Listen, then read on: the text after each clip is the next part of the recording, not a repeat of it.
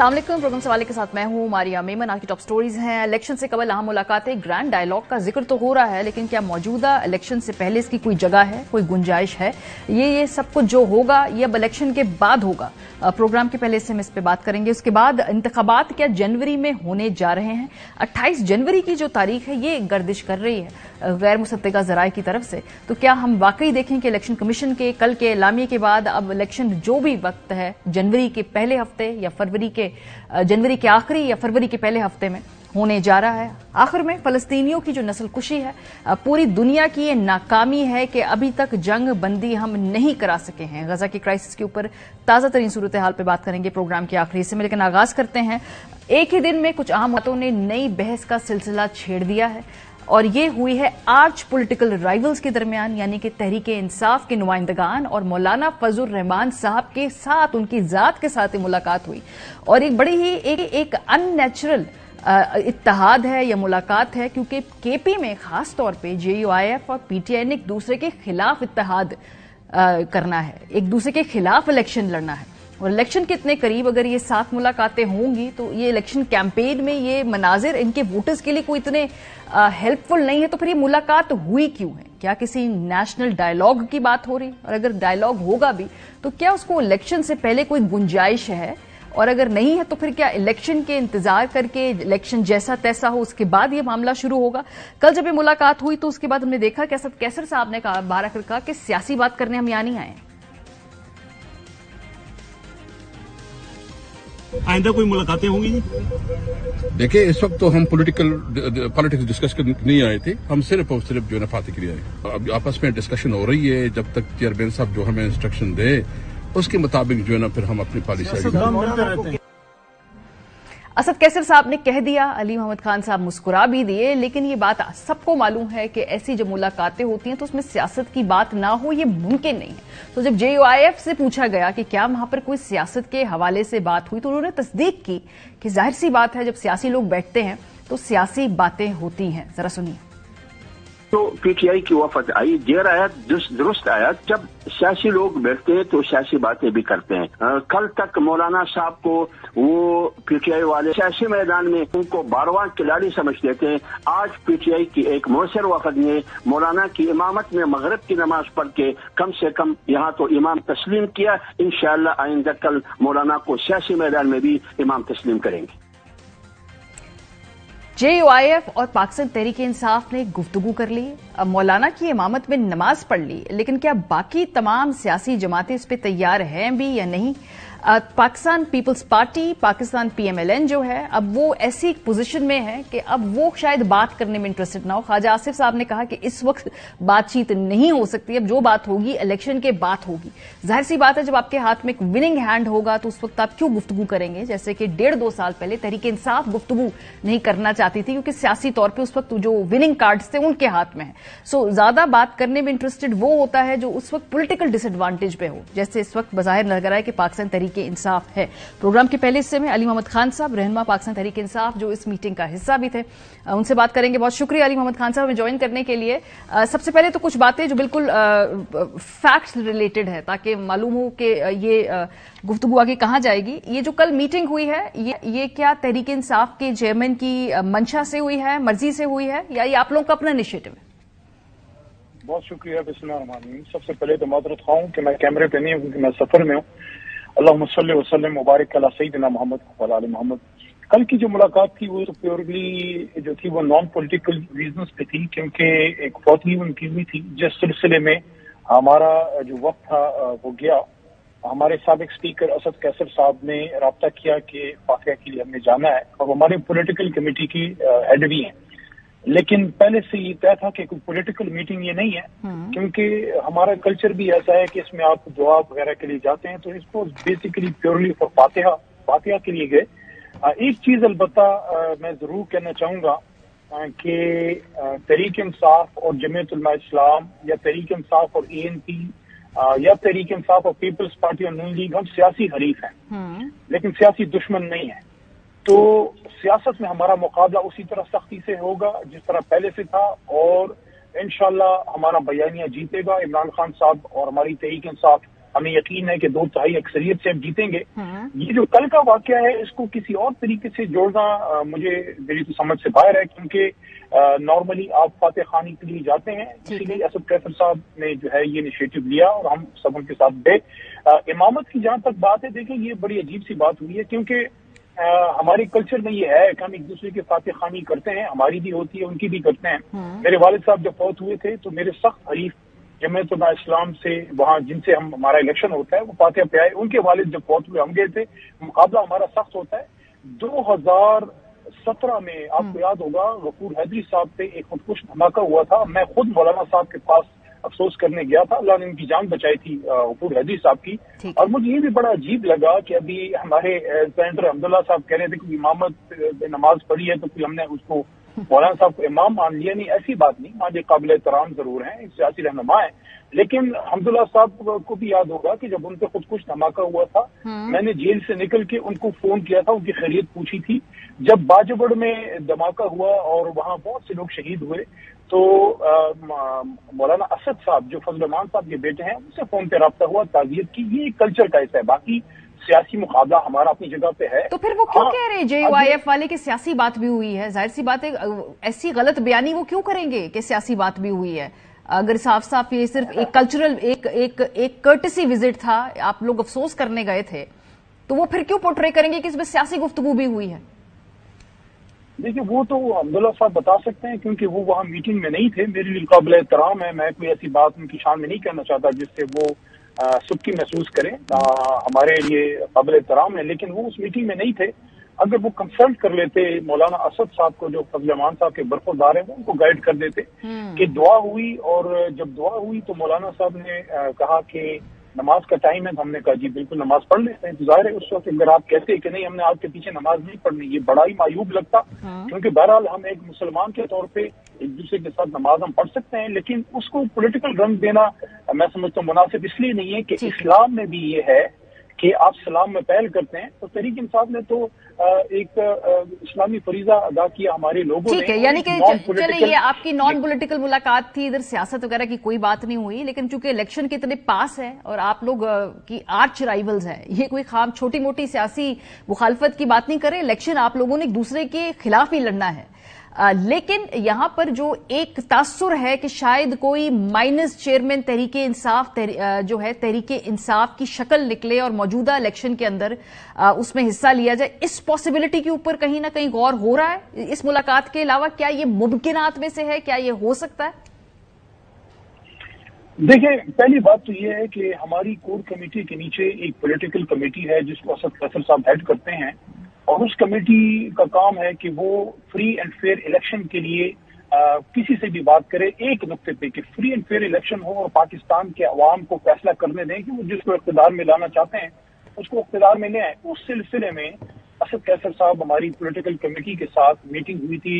मौलाना शेरानी साहब जो फजल रहमान साहब की जमात के मुखालिफ हैं, और आपको मैं याद दहानी करा दूं कि मर्दान में जब इलेक्शन हुआ पिछला, तो इमरान खान साहब की सपोर्ट मौलाना शेरानी साहब ने इलेक्शन में की थी फजल रहमान साहब के कैंडिडेट के खिलाफ। तो शेरानी साहब के साथ 1-2 मीटिंग्स हुई, उसके बाद आपको याद होगा मोहम्मद अली दुरानी साहब आए, उनके साथ मीटिंग हुई। फिर हमारे शफकत महमूद साहब पॉलिटिकल कमेटी के मेंबर हैं, उनके साथ सोलंकी साहब आए, इलेक्शन के हवाले से बात हुई। तो एक पॉइंट एजेंडे पे हमारी जमात बात करती है कि फ्री एंड फेयर इलेक्शन हो और अवाम को फैसला करने। जहां तक इमरान खान साहब की आपने बात की है, देखें इमरान खान साहब तहरीक इंसाफ है और तहरीक इंसाफ इमरान खान साहब। ठीक है, इमरान खान साहब इंशाल्लाह हमें पूरा यकीन है वो इन गलत केसेस से निकलेंगे। ये जो साइफर का एक ड्रामा बनाया गया है, ये और इस तरह के तोशाखाना का एक जिस तरीके से उनको सजा मिली, ये सारी चीजें बेसिकली हम ये समझते हैं कि पॉलिटिकली मोटिवेटेड है। इमरान खान साहब आम कैदी नहीं है, वो जमीर के कैदी हैं, वो प्रिजनर ऑफ कॉन्शियस है, वो इस मुल्क के लिए। चलिए, ये तो आपका नुक्ता आ गया ना इस हवाले से। यकीन है कि वो इंशाल्लाह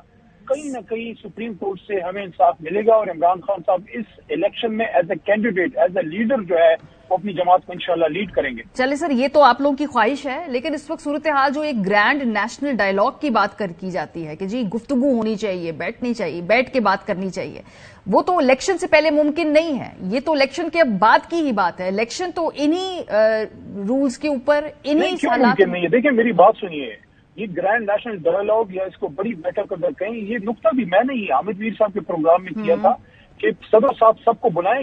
دیکھیں اگر آپ نے الیکشن سے پہلے نہیں بیٹھے کس چیز پہ بیٹھنا ہے؟ ہمارا تو ایک نقطہ ہے free and fair election.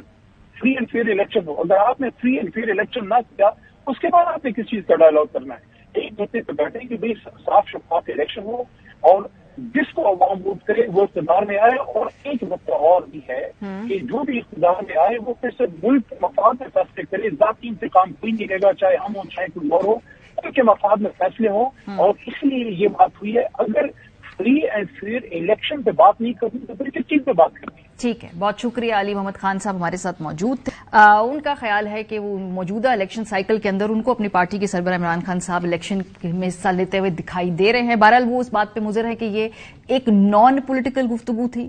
JUIF کہتی ہے کہ اس میں سیاسی باتیں ہوئی بھی تھیں.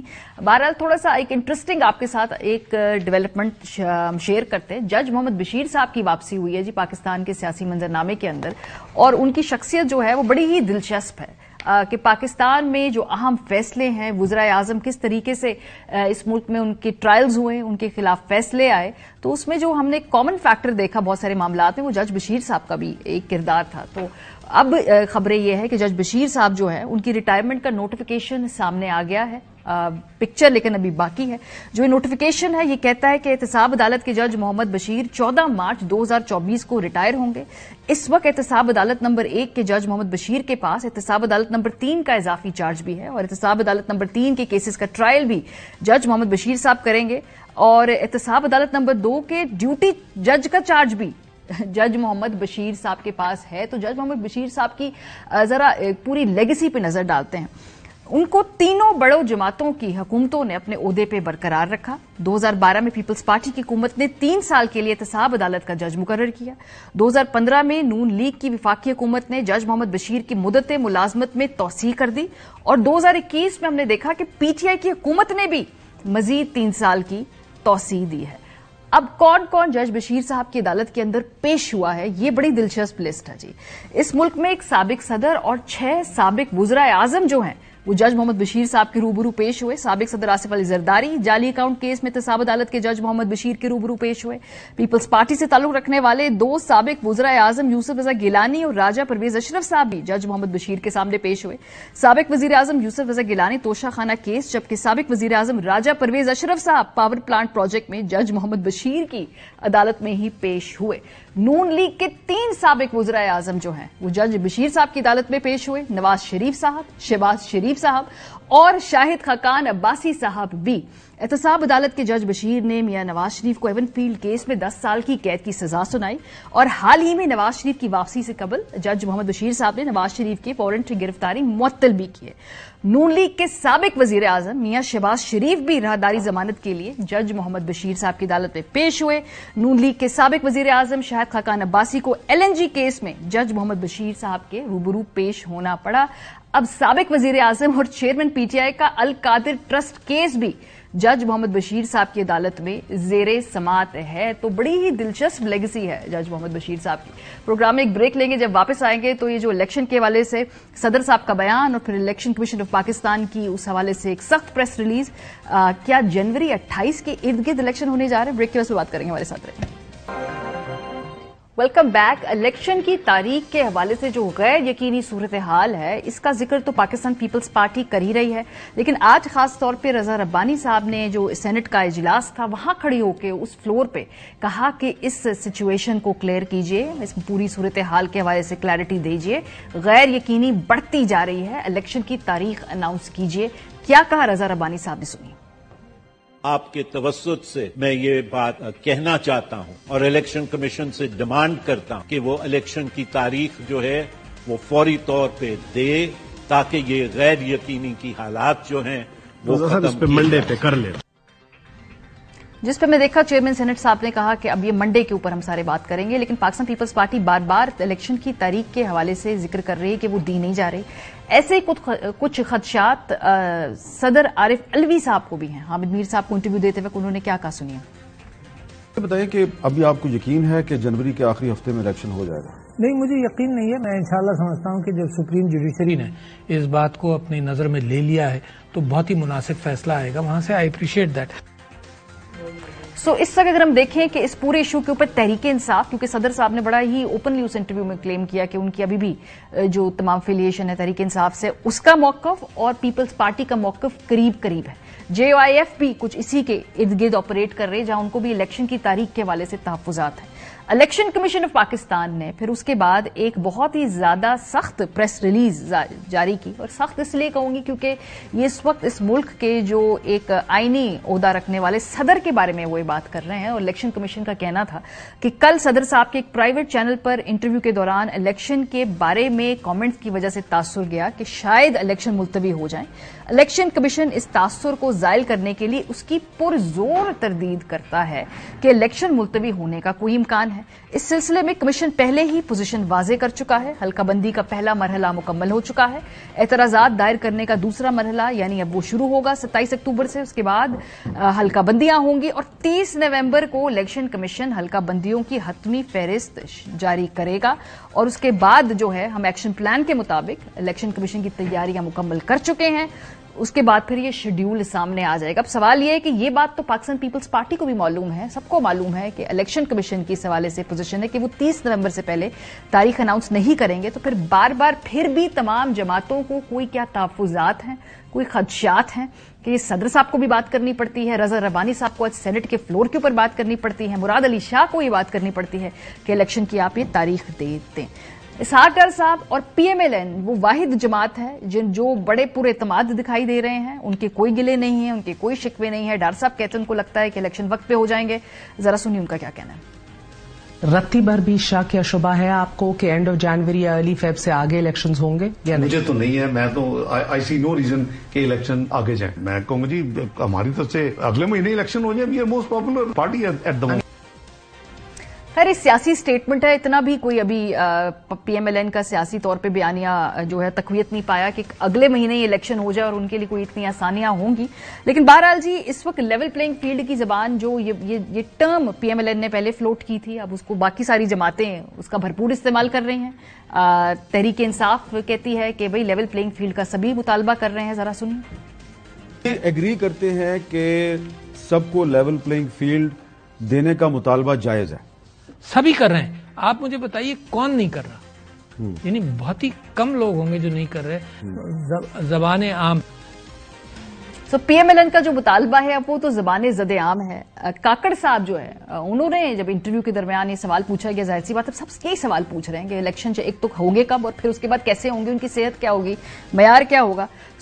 काकड़ साहब हैज क्लेम्ड 26 अक्टूबर के इंटरव्यू में कि मोर और लेस लेवल प्लेइंग फील्ड तो सबको मुयसर है। लेवल प्लेइंग फील्ड आप समझते हैं कि सब जमातों को मुयसर है?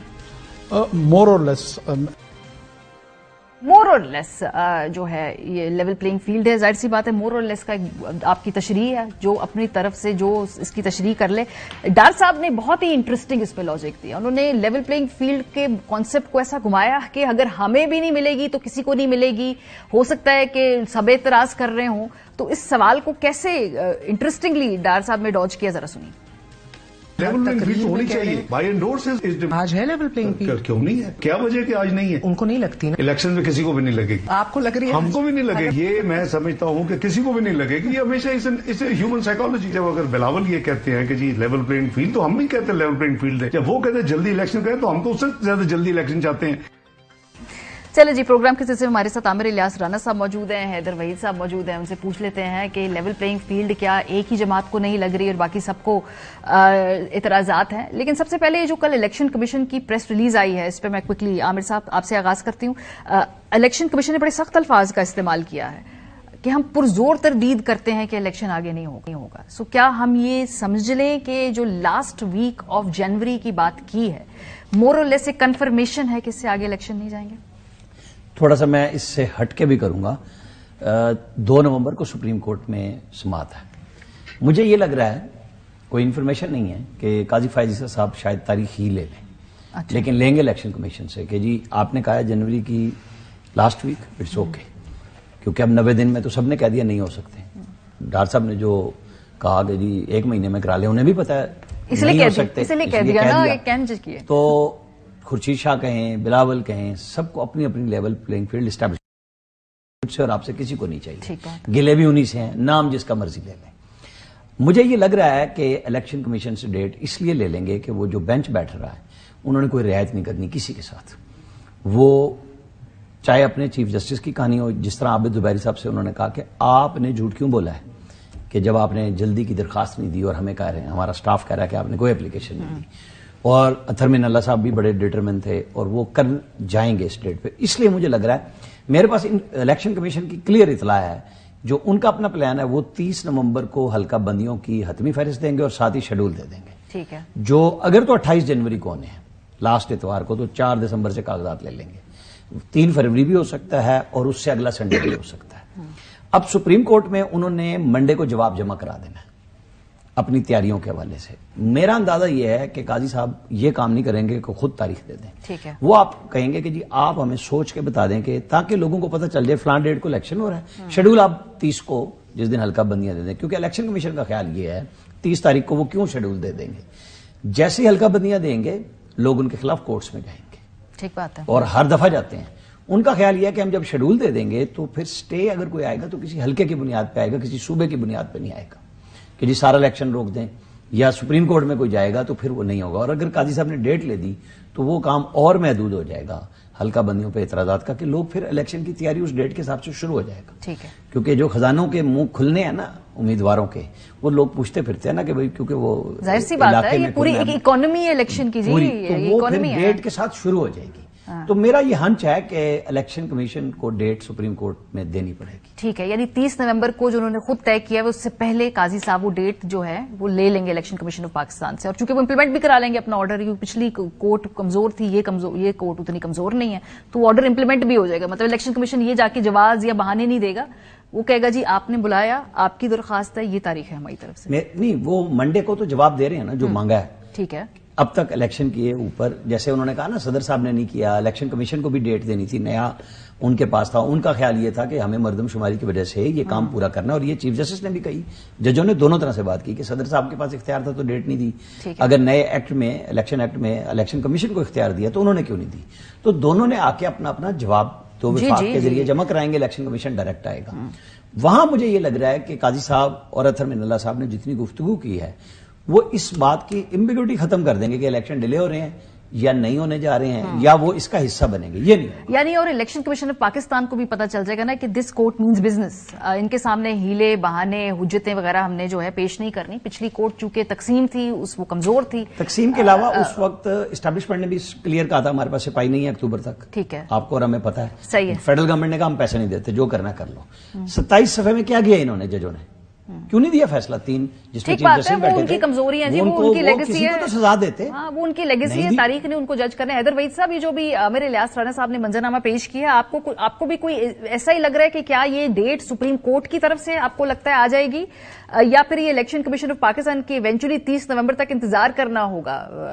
آپ کیا فورسی کر رہے ہیں جو یہ سارا معاملہ جس طرح آگے جا رہا ہے؟ دیکھیں, پہلی بات تو یہ ڈیٹ تو پریزیڈنٹ نے دینی تھی.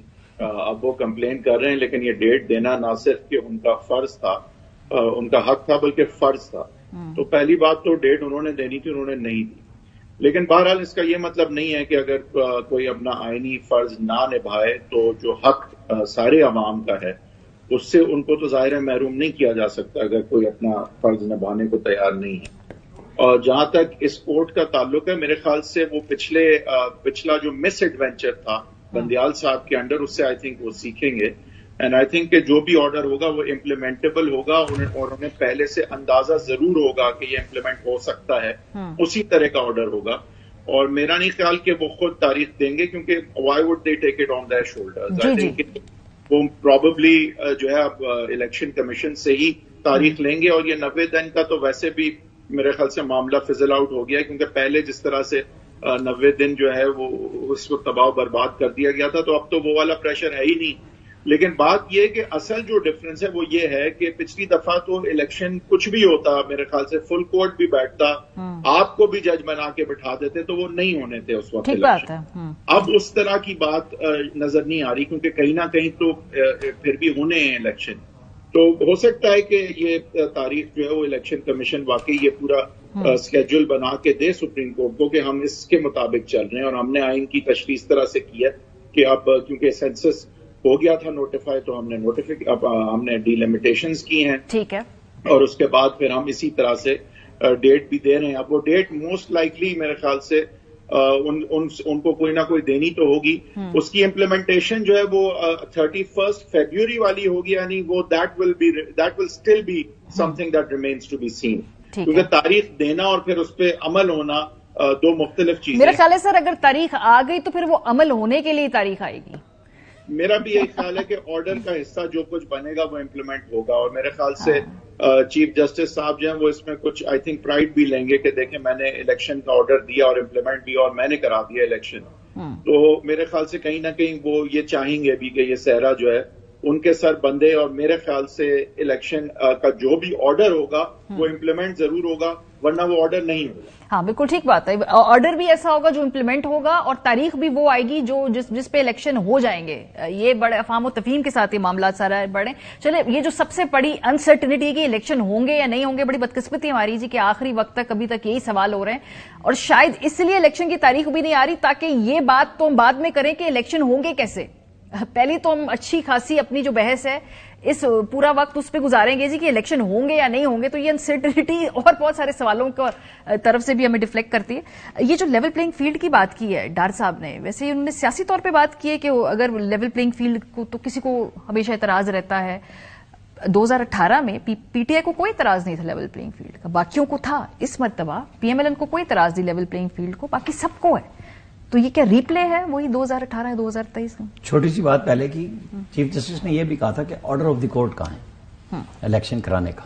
بینچ بدلتا رہا نا, تو یہ بڑا ویلڈ کوشچن ہے جو آئے گا سامنے کہ اگر کوئی آرڈر ہی نہیں تھا تو پھر الیکشن کیسے ہو جاتے. یہ اس کو کلیئر کرے گا کہ وہ سیاست ہو رہی تھی بینچ میں, اور جب 4-3 اور اس سب کی بات ہو رہی تھی تو کورٹ کا آرڈر کہاں ہے, کیونکہ انہوں نے کہا کہ کوئی چیز بھی ہو تو اس کے اوپر آرڈر آف دا کورٹ ہوتا ہے, اور وہ روک لیا جاتا تھا. اب آپ آ جائیں لیول پلینگ فیلڈ, ٹھیک بات ہے. اس وقت اسٹیٹ کے ساتھ پی ٹی آئی کی لڑائی چل رہی ہے اور اسٹیٹ انہیں راستہ نہیں دے رہی. یہ آپ کو اور ہمیں سب کو پتا ہے, اس میں نہ کوئی چھپی ہوئی بات ہے نہ کچھ. جا کے پی ٹی آئی بات کر لے. پی ٹی آئی نے 9 مئی کیا نا, باقی سیاسی جماعتوں نے نہیں کیا. مریم نواز نے سب سے پہلے بات کی تھی لیول پلینگ فیلڈ کی. ٹھیک بات ہے, پی ایم ایل این کی ٹرم ہے نہیں, اور مریم نواز نے یہ کی تھی, باقی سب بعد میں آئے ہیں. اس کو بلاول اپنائے, اس کو کوئی کہ وہی کرو جو ہمارے ساتھ ہوا تھا, یعنی ہمیں بند کیا تھا, ہمارے لوگ اٹھائے تھے, محکمہ زراعت ڈالا تھا, ساؤتھ پنجاب میں ساؤتھ گروپ بنایا تھا, پھر وہ ویگو میں آتے تھے, پھر وہ V8 میں بیٹھتے تھے, ترین کے گھر سے V8 میں جاتے تھے اور خان صاحب کے گھر پہنچ جاتے تھے. یہ ہوا. اب یہ اسٹیٹ پہ حملہ کر کے, ایک لڑائی تو تھی کہ وہ کہہ رہی تھی اسٹیٹ کہ ہم غیر جانبدار ہو گئے, اسٹیبلشمنٹ بار بار کہہ رہی تھی ہمیں نہ کریں, آپس میں بات کر لیں. کہا گیا پریس کانفرنسوں میں کہ آپ شہباز شریف سے بات کر لیں. آصف زرداری نے اسمبلی میں کھڑے ہو کے کہا کہ خان صاحب آپ بات کر لیں پرائم منسٹر سے اور تاریخ کی بات کر لیں. وہ نہیں کر رہے تھے. اب انہیں مولانا کے پیچھے مقتدی ہونا پڑا ہے, ان کی اقتداء میں نماز پڑھنی پڑی ہے کل جا کے. یہ سیاست ہے, راجنیتی ہے, کھیل اس کا حصہ ہے کہ پھر جیسے پیپلز پارٹی اور نون کی لڑائی تھی, انہوں نے مساق جمہوریت کر لیا. ان کو آفر کرتے رہے مساق جمہوریت اور مساق معیشت کی. اس وقت ان کے اوپر سولو پرواز تھی کہ ہم نے تو تنہا اڑنا ہے اور ہم جیت بھی جائیں گے 5-10 سال کے لیے. لیول پلینگ فیلڈ ہر ایک نے, اور یہ ٹھیک کہہ رہے ہیں ڈار صاحب, یہ اور مانگیں گے کہ ہمیں اور ملے. اچھا ٹھیک ہے, باقی سندھ میں مانگ رہے ہیں, بلاول بھٹو اور پیپلز پارٹی جتنا کچھ کر رہی ہے. اب انہیں پتا ہے جو کام 2018 میں ہوا تھا, جی ڈی اے کو کھڑا کر دیا گیا تھا اور پھر واپسی لی گئی, فیضیابی ختم ہوئی اور پھر پیپلز پارٹی کو سندھ دے دیا گیا. اب اندرون سندھ میں ان کا کوئی مقابلے میں نہیں ہے, لیکن ان کو فیلنگ آ رہی ہے کہ یہ نہ ہو کہ پھر کوئی کام الٹا ہو جائے. اچھا. اور مولانا, مطلب میری یہ ہے کہ مولانا اور پیپلز پارٹی دونوں پی ٹی آئی کے ساتھ کھیلیں گے کہ اور ملو, پھر ہمارے ساتھ میٹنگ کرو, اور اس ٹائم نیگوشیٹنگ ٹیکٹک ہے. ٹھیک بات ہے کہ ہم اس رستے بھی جا سکتے ہیں, بھائی ہم پریشر ڈالیں گے, یہ بھی رستہ ادھر ہے. یہی سیاست اسی کو کہتے ہیں نا. پیپلز پارٹی اب پی ٹی آئی اس سیاست پہ آئی ہے جو یہ باقی سب بڑے عرصے سے کر رہے تھے. ان کو سمجھ نہیں آ رہی تھی, یہ سمجھتے تھے کہ اسٹیبلشمنٹ کے کندھے اتنے ہمارے ساتھ مضبوط ہیں کہ کسی اور کے ساتھ ملیں گے. ٹھیک ہے, لیکن نواز شریف صاحب اس وقت سولو فلائٹ کے موڈ میں, کیونکہ باقی ارد گرد تو سب کچھ شکایت کر رہے ہیں. دیکھیں نواز شریف فی الحال اپنی جو اپیلز ہیں نا, ان پہ شاید اگلے ہفتے وہ لاہور میں میڈیا سے بھی ملیں گے. ابھی تک وہ دیکھیں نا بہت محدود ہیں. ہم دبئی گئے تھے, وہاں انہوں نے 10 منٹ بات کی, پورے جہاز میں کسی سے نہیں بات کی. کورٹ میں 2 دفعہ آ چکے میں وہاں پہ وہ کسی سوال کا کل ہی موقع ملا لوگوں کو جواب نہیں دے رہے. وہ بالکل اپنی احتیاط کے ساتھ چل رہے ہیں. لیکن ان کی تو عادت ہے, وہ پہلے بھی میڈیا سے انٹریکٹ نہیں کرتے, تو مریم بی بی نے تھوڑا سا رستہ کھولا ہے, ورنہ نواز شریف صاحب کہاں ملتے ہیں اپنے چند پسندیدہ لوگوں کے علاوہ؟ پسندیدہ کہیں یا کچھ ہیں, وہ ملتے تھے, بات کرتے تھے, میسج آ جاتا تھا. اچھا, ایسی بات نہیں, ہم ملتے رہے, ریگولر ملتے رہے. اب وہاں دبئی میں کوئی یہ تو نہیں تھا, ہم اپنے دفتر سے گئے ہیں, لوگ گئے ہیں, سارے گئے ہیں, سوال سارے کھلے, آپ جیسے جرنلسٹ وہاں پہ موجود تھے, سب نے اپنی اپنی مرضی کا سوال کیا ہے, اور انہوں نے وہاں پہ کسی سوال کے جواب میں یہ نہیں کہا میں نہیں بول رہا. جتنی 10-12 منٹ کی گفتگو تھی اس میں ہر طرح کا سوال ہوا اور جواب ہوا. اب وہ آئیں گے, جلسوں میں بھی جانا ہے, انہوں نے منشور کمیٹی بنا دی ہے. یہ کام باقی جماعتوں کو اب کر لینا چاہیے, لیول پلینگ فیلڈ کے ساتھ ساتھ الیکشن کی تیاری کر لینی چاہیے. ٹھیک ہے, یہ جو سوال ہے نا حیدر صاحب, یہ پی ایم ایل این نے تو اب اپنی الیکشن کیمپین شروع کر دی, وہ تمہیں نظر آ گیا. پیپلز پارٹی کی الیکشن کیمپین اور باقی جماعتوں کی, آپ کو لگ رہا ہے کہ یہ اتنے زور و شور سے شروع انہوں نے کی ہے؟ کیونکہ ابھی تک ہم نے جلسے پیپلز پارٹی کے, جس میں بلاول صاحب جائیں اور بڑے الیکشن کے حوالے سے منشور یا تقریریں یا جو بھی نیریٹو بنانا ہے وہ پیش, وہ شروع نہیں ہوا.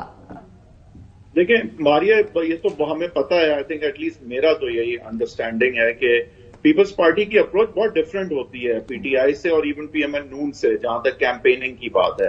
اصل جو کیمپین رکی ہوئی ہے وہ یہ ہے کہ باپ پارٹی اور استحکام اور الیکٹیبلز اور پی ٹی آئی کے ڈسیڈنٹس جو ہیں اور پی ٹی آئی پی جو بھی ہے, ان کے لوگوں سے ملنے نہیں دیا جا رہا زرداری صاحب. تو کیمپین وہ تو وہاں سے شروع کرتے ہیں کہ پہلے الیکٹیبل پکڑو, کیونکہ ان کی پاپولر سپورٹ جو ہے وہ کسی اور صوبے میں نہیں ہے. تو اس کا بیسٹ طریقہ پھر یہ ہوتا ہے کہ جس کی جو ہے وہ کنسٹیٹوئنسی وائز ہے, پہلے آپ اس کو پکڑیں. تو وہ ان کا راستہ جو ہے ابھی روکا ہوا نظر آتا ہے. اس لیے وہ ویسے بھی انہوں نے جلسے جلوس کیا, انہوں نے کوئی مینار پاکستان کے تو میرے خیال سے ارد گرد جو راؤنڈ اباؤٹ ہے شاید وہ پڑھتے ہیں میرے خیال سے. تو میرا نہیں خیال کہ ان کی اپروچ ایسی ہوتی ہے. وہ الیکشن پھر بھی جیتتے ہیں. ابھی کشمیر کا آپ نے دیکھ لیا کہ کوئی جلسہ کچھ نہیں, الیکشن جیت گئے. They know how to win elections, but ان کی جو اپروچ ہے اس کو ابھی راستہ نہیں دیا جا رہا. ہر ایک کی اپنی اپروچ ہوتی ہے. خان صاحب جو ہیں وہ اپنے وہ جو ہے سیدھا وہ جلسے جلوس پہ چلے جاتے ہیں. نون لیگ جو ہے وہ اس کا تھوڑا سا مکس ہے, وہ بھی جلسے بھی کرتی ہے, باقی ٹاؤن میٹنگ یہ وہ پریس کانفرنسز.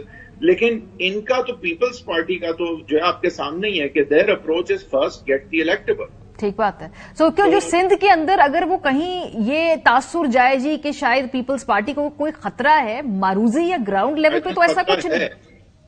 بالکل ہے. کیسے؟ کیونکہ الیکٹیبلز کی اوپر بڑی محنت کی انہوں نے, 4-5-6 سال اپوزیشن کو تقریباً سسٹمیٹکلی ختم کیا وہاں.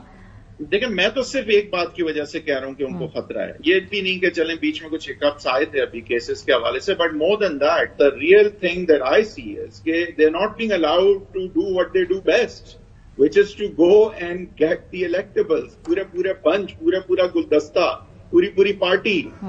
تو وہ نہیں انہیں کرنے دیا جا رہا نا. ایک دیکھیں ہر ایک کی ایک پی ٹی آئی کو یہ ہے کہ عمران خان کا جلسہ نہیں ہو پا رہا, تو ان کے لیے یہ ہے کہ یہ نہیں ہو پا رہا. تو میں سمجھتا ہوں کہ ان کی جو ہے کیمپین جو ہے وہ یہ زیادہ جلسے جلوس پر ڈیپینڈنٹ ویسے بھی نہیں ہوتے. ٹھیک ہے, ان کو کوئی فرق زیادہ نہیں پڑے گا اگر یہ جلسے جلوس آج ساروں کے بند کرتے ہیں تو آئی تھنک یہ مور لگا دیں گے اس چیز پہ. صحیح. بٹ اصل جو ان کی اپروچ ہے, جو ان کی اسٹریٹجی رہتی ہے, وہ آئی تھنک اس پہ اس وقت مجھے لگتا ہے کہ کچھ جو ہے there is a resistance to that, it would appear. بہت شکریہ. ہمارے ساتھ عامر الیاس رانا صاحب, حیدر وحید صاحب موجود تھے. جو پوری صورتحال ہے سیاسی طور پہ, پی ایم ایل این جو ہے اس وقت انجوائے کر رہی ہے اپنی جو آگے آنے والے الیکشن کے اندر ایک واضح طور پہ ان کو برتری نظر آ رہی ہے, اور جو ایک واضح طور پہ سپورٹ نظر آ رہی ہے. باقی جماعتیں کہیں نہ کہیں اپنی پولیٹیکل نیگوسیشن کے لیے اس وقت ایونیوز ڈھونڈ رہی ہیں. بریک پہ جائیں گے, جب واپس آئیں گے غزہ کی صورتحال کا جائزہ لیں گے. پوری دنیا کے لیے شرم کا مقام ہے کہ جنگ بندی کرانے میں ناکام ہوئی ہے, اور ہر روز وہاں پہ نسل کشی ہو رہی ہے فلسطینیوں کی. ہم سب کو آئینے میں اپنی شکل دیکھنی ہوگی. بریک کے بعد پہ بات کریں گے, ہمارے ساتھ رہیے.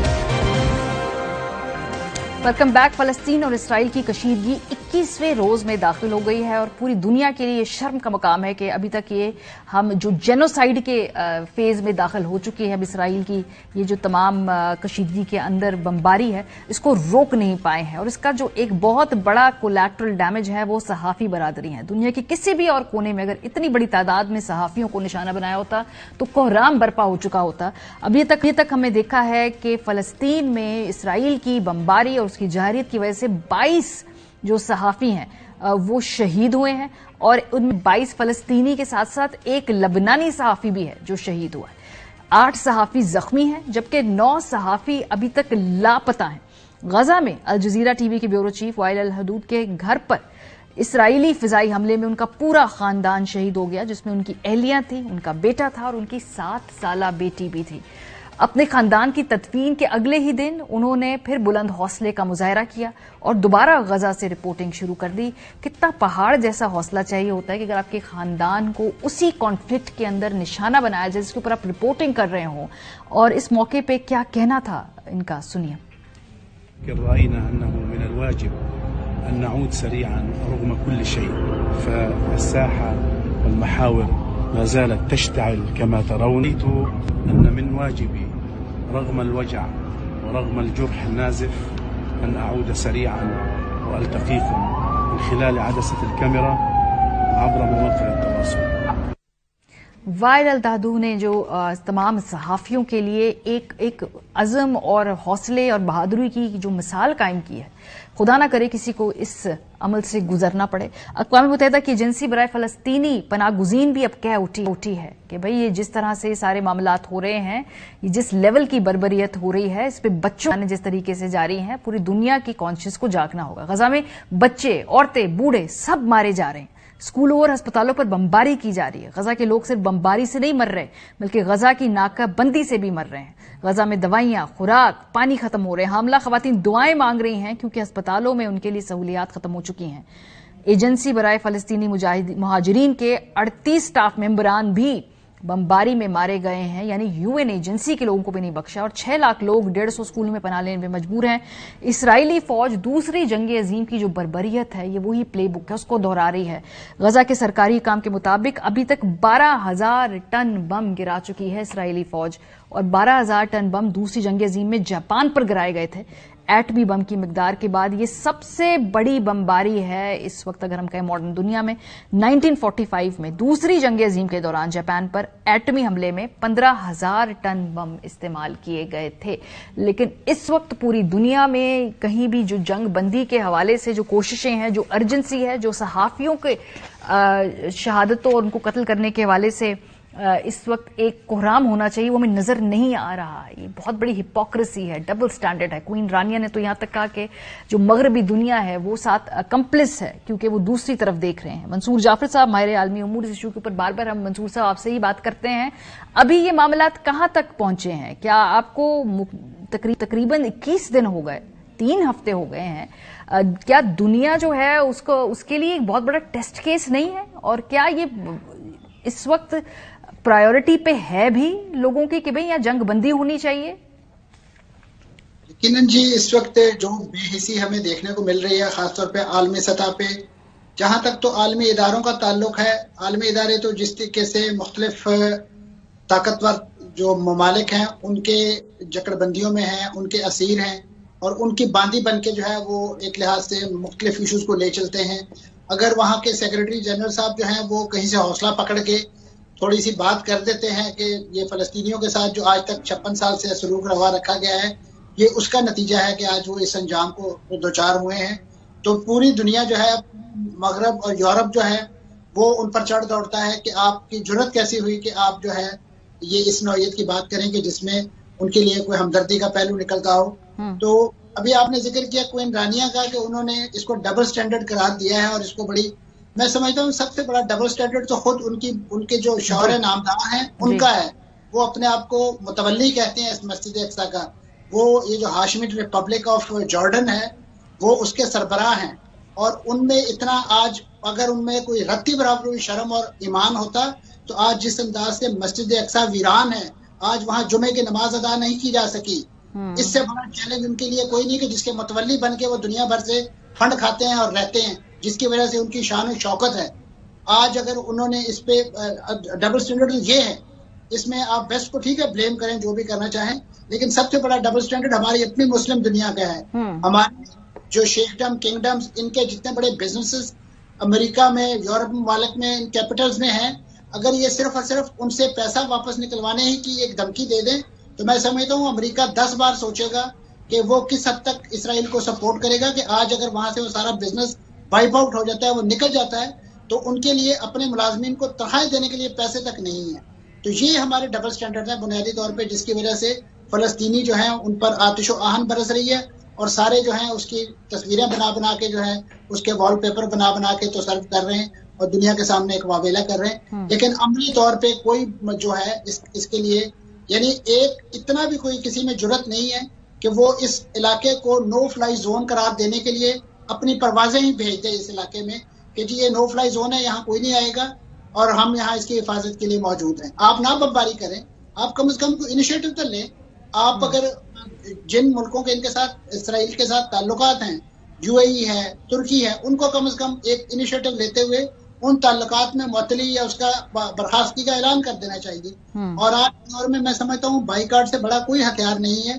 अगर आप देखें तो बड़े बड़े ममालिक जो हैं उनके घुटने इसी हथियार के जरिए लगवाए गए, रूस को यूक्रेन में निकलने। लेकिन इस वक्त जो आप ये बात कर रहे हैं बिल्कुल ठीक बात है, इस पे ज्यादा जिम्मेदारी जो उन ममालिक की है जो उस खित्ते के हैं, उन सबका भी अमन की जमानत इसी में है कि भाई उस उधर जगह पे पीसफुल लोग हों, नस्ल कुशी ना हो, वहां पर जो मामलात है वो सब मिलकर बैठकर अफाम तफहीम से जंग बंदी के बाद उसको तय करें। लेकिन ऐसा हो नहीं रहा है इस वक्त। क्या हम किसी भी किस्म की जंग बंदी के करीब हैं? क्योंकि क्या कोई निगोसिएशन, ये भी खबरें थी कि कतर के वहां पे होंगी, हॉस्टेजेस वापस जाएंगे, जंग बंदी होगी, बमबारी खत्म होगी। देखिए इस वक्त जो है जो कतर मीडिएशन कर रहा था इन यरगमालियों की रिहाई के हवाले से, उसका इब्तदाई रिजल्ट तो हमारे सामने 4 यरगमालियों की रिहाई की सूरत में आया। लेकिन कतर जो है उसकी तरफ से कुछ इस नौइयत के मुतालबात हमास से किए गए थे कि जिसके बाद उन्होंने इस प्रोसेस को थोड़ा सा होल्ड किया है। तो अब जो है हमास की जो लीडरशिप है इस वक्त वो रूस के अंदर मौजूद है और वहां पे ईरानी जो नायब वज़ीर खारजा समेत उनके रूसी हुकाम के साथ मुज़ाकरात चल रहे हैं। क्योंकि इस नौइयत की खबरें भी आपने देखी होंगी कि कतर पर इस नौइयत का दबाव डाला जा रहा है कि वो उन्होंने हमास को एक लिहाज से हार्बर किया हुआ उनके पॉलिटिकल ऑफिस को वहां पे उसको वहां से खत्म किया जाए ताकि हमास की जो लीडरशिप है वो उसके लिए बिल्कुल बेखानमा हो जाए और उनके लिए कोई महफूज ठिकाना दुनिया में ना रहे। और आपको याद होगा कि उनके अल जज़ीरा चैनल पर भी इसी नौइयत का दबाव है कि वो इस नौइयत की जो रिपोर्टिंग कर रहा है बहुत वोकल किस्म की, गजा के अंदर से अपने स्टाफर्स की जानों और उनके खानदानों की जानों की परवाह किए बगैर, तो उस पर भी उन पर दबाव है कि इसको रोका जाए। माजी में भी कतर का जो बाइकाट किया गया था जीसीसी कंट्रीज की तरफ से, उसमें जो टॉप ऑफ द एजेंडे पर बात थी वो अल जज़ीरा का एक जो बहुत ही बोल्ड स्टांस था उसको कंटेन करना भी उस मुतालबात में शामिल था। सही। और इसमें हमास को भी एक लिहाज से उन्होंने उस वक्त भी मुतालबा किया था कि इनको यहाँ से निकाला जाए, लेकिन कतर ने उस वक्त जो है अपनी बहुत ही मैं कहूँगा ज़ीरक डिप्लोमेसी का सबूत दिया। उन्होंने किसी भी इस इशू पे बच नहीं किया। 3 साल इंतहाई कड़ी पाबंदियां बर्दाश्त कर ली। ठीक है। और वो यानी एयरलाइन को बिल्कुल जिसे कहना चाहिए स्टैंड स्टिल पर ले आए, लेकिन उन्होंने इस काज की पुष्टिबानी की। लेकिन इस बात का बहुत शुक्रिया मंसूर जाफर साहब, हमें अपडेट करे थे पूरी सूरत हवाले से।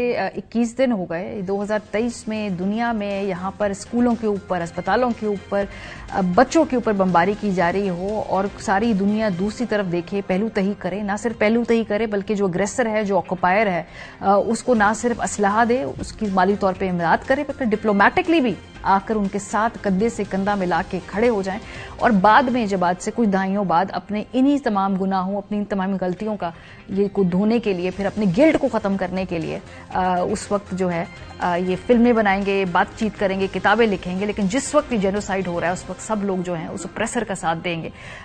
ये हम अपनी आंखों के सामने होता देख रहे हैं। प्रोग्राम कब खत्म हो गया, अपना फीडबैक देना मत भूलिएगा। ख्याल रखिए, खुदा हाफिज।